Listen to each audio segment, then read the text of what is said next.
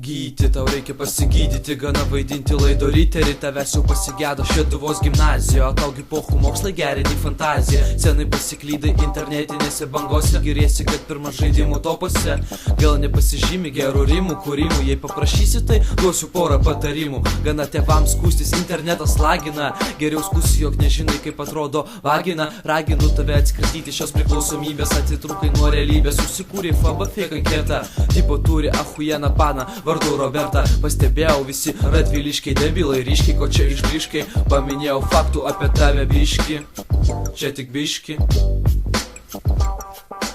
Jau. Bingo, internetas dingo, Gytis bevalgant vos neužspringo, bingo, internetas dingo, Gytis bevalgant vos neužspringo.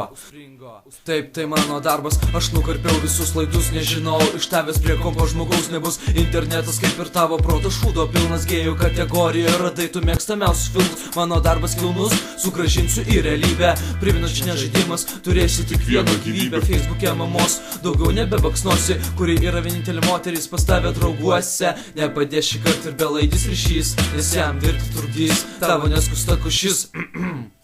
Be interneto jis jau sėdi visą parą, o buvo kukinkas didis, augino karvės dirvas arė, dabar tik guli Wi-Fi pagauti mėgina, dėja kiekvienas kaimynas susidėjęs po spyną, tai ką sveikas sugrįžęs iš pasakų šalies, eik geriau pamėginti užrūkyti žolės. Bingo, internetas dingo, Gytis bevalgant vos neužspringo, bingo, internetas dingo, Gytis bevalgant vos neužspringo. O kodėl? Ai, taigi jis užspringa. Iš naujo, jau karočią ir pasakysi, blėt, aš užsisvajau, galvojau dar kartą bus.